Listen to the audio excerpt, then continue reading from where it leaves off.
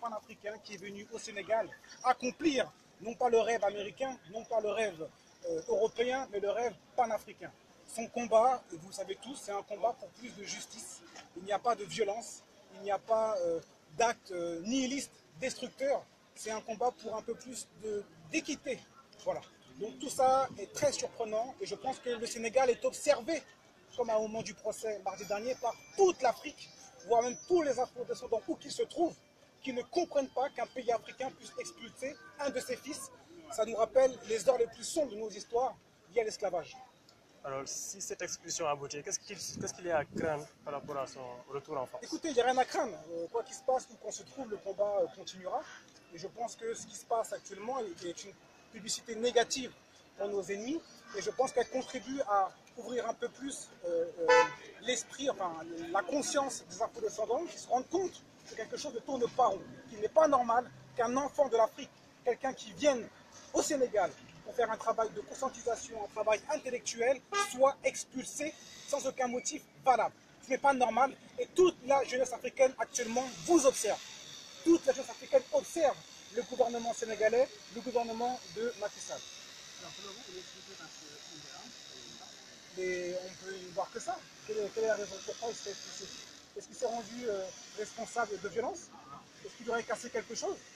On cherche à faire taire, on cherche à faire bâillonner des voix de l'Afrique, une voix de la jeunesse afro-descendante qui n'aspire qu'à faire passer un message, qu'à réveiller les consciences, qu'à poser sur le débat public des questions liées à la souveraineté de l'Afrique. C'est parce qu'on veut justement que l'Afrique soit libre, soit indépendante, qu'on nous arrête. Qu'est-ce qu'on a fait de mal? Quel est le problème finalement? Qu'on nous dise une bonne fois pour toutes. Qu'est-ce que veulent les élites politiques de nos pays? Elles vont continuer à mépriser la jeunesse africaine? Elles vont continuer à prendre des décisions depuis en haut sans tenir compte des aspirations de la population? On ne fait que poser ces questions. Ce sont des questions élémentaires. L'Afrique est en mutation. L'Afrique observe ce qui se passe dans le monde entier. Toutes les populations, tous les peuples se lèvent.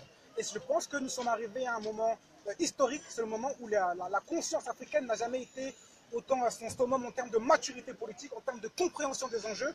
Et il y a encore certaines personnes qui font partie de l'ancien monde, qui sont encore dans le logiciel politique de la soumission aux forces extérieures et qui ne veulent pas permettre à ce que soient placées sur la scène publique les questions de débat essentiels sur l'indépendance de l'Afrique, sur la question de l'ingérence militaire. Comment se fait-il qu'en Afrique, on puisse avoir des bases militaires étrangères?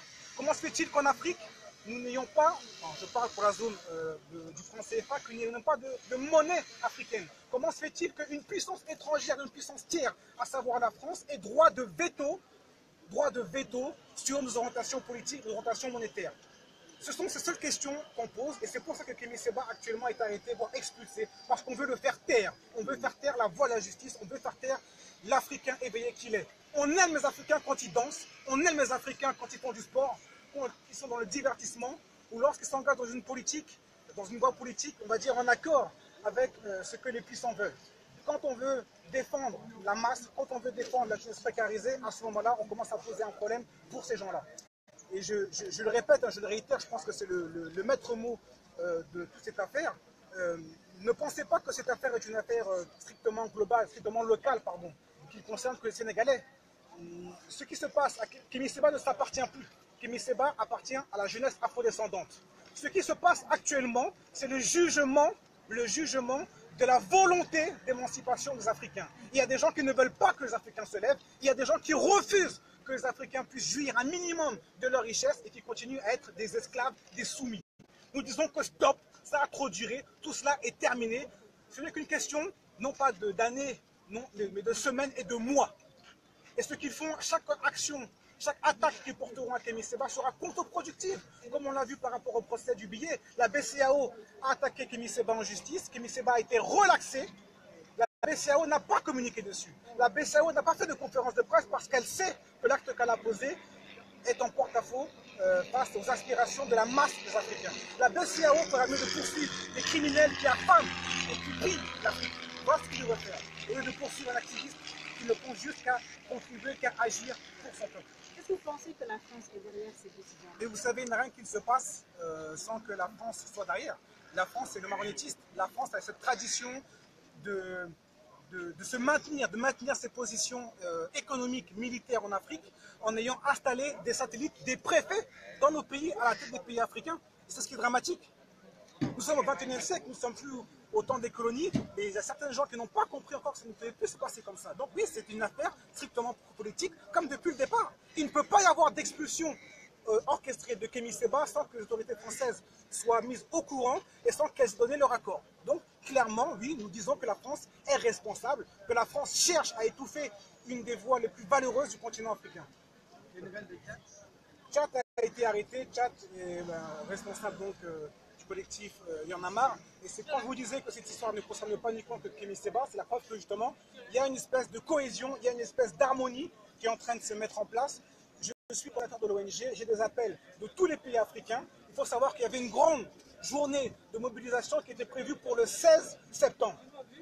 Partout où se trouvent les afrodescendants, ils étaient appelés à se mobiliser, à protester, à manifester leur colère, leur rejet du franc CFA. On a écouté les déclarations récentes du président Ouattara avec Macron qui expliquait que le franc CFA était une bonne monnaie et qu'il fallait même l'étendre aux pays de la zone anglophone tels que le Ghana et le Nigeria. C'est un total mépris de la souffrance de millions d'Africains.